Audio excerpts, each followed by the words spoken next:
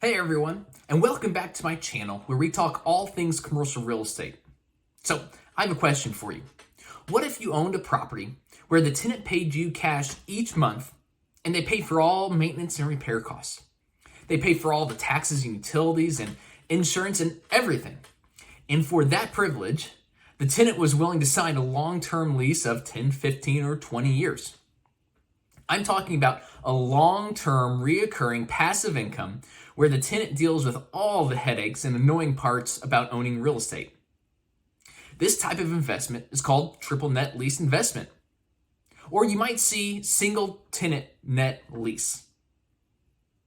And for all the reasons I just mentioned above, it's got a lot of advantages to offer to investors.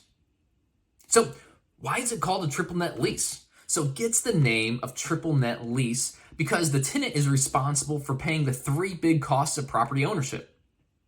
That is property taxes, property insurance, and all the maintenance and repair costs for the inside of the building. So there you get NNN or triple net. So usually with a triple net lease, the exterior of the building, things like the roof and the exterior walls and the parking lot and landscaping, these are all the responsibility of the investor. And the tenant pays for everything on the inside of the building shell. So in a sense, even though they're a tenant, they're treating the building as if it's their own. And the condition of the building is a reflection on that tenant's brand. So because they take on so much responsibility, typically the rents for these investments are less than market for a traditional lease. Some common examples of a net lease situation might be a pharmacy, a restaurant, or a warehouse or manufacturing facility.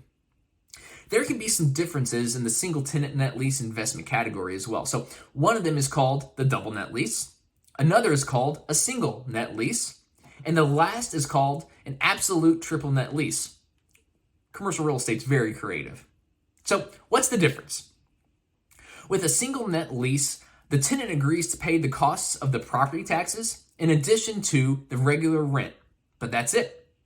And the landlord may or may not include utilities with rent, depending on how they negotiate with the tenant.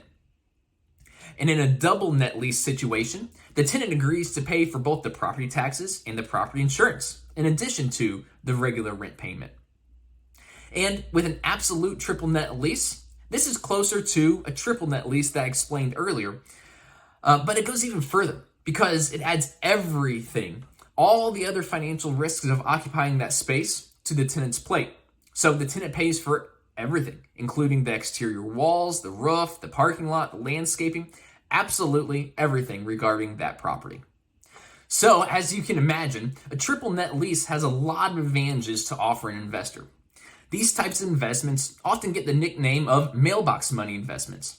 That's because they are very low risk to the investor because the lease shifts most of, if not all, the burden of ownership to the tenant, and the investor simply receives a check in the mail each month.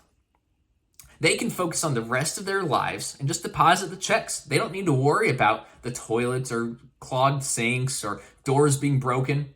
The tenant does.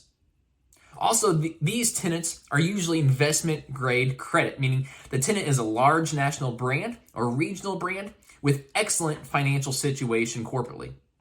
So you can typically count on these tenants to be around for the entire 20 years of the lease and be able to pay rent during the ups and downs of the economy over the terms of the lease.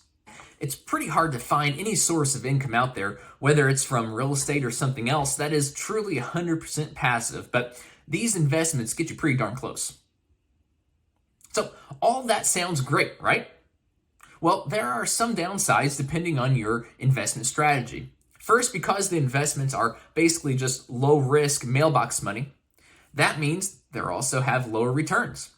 As I mentioned earlier, these tenants often pay below market rents, and these investments are usually highly competitive to purchase. So those two factors will increase the cost to purchase and then drive down the returns to the investor. Lastly, while these investments are very low risk and very low maintenance, you don't exactly want to forget about them altogether. You do want to visit them every now and then or have a property manager visit them to make sure the tenant is taking good care of the property. While the building is an actual reflection on the tenant, some tenants just don't have the pride of ownership that you do and therefore may not take care of it the way that you would. There may be a leak or crack in the parking lot, and if they aren't taken care of quickly, they can create a major issue down the road when the lease is up. So depending on what the lease says, that could be your problem to deal with, and that could be expensive. So in conclusion, triple net lease investments are a great investment and can be amazing for generational wealth for you and your family. But they also may not be the right investment for you depending on your investment strategy and goals. So I hope this explanation of a triple net lease investment was informative and helped you understand this investment option better. If you have questions, leave them in the comments below. I hope you all have a great day. Thanks for watching.